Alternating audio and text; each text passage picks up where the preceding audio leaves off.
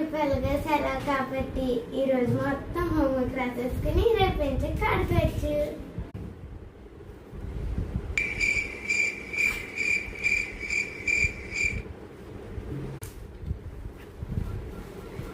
అమ్మయ్యా అయిపోయింది. రేపు నుంచి కడపచ్చు.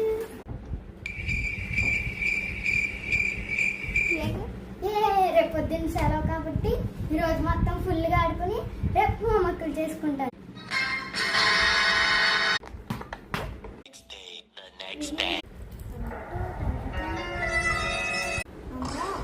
రేపే కా స్కూలు టైం అయిపోయింది.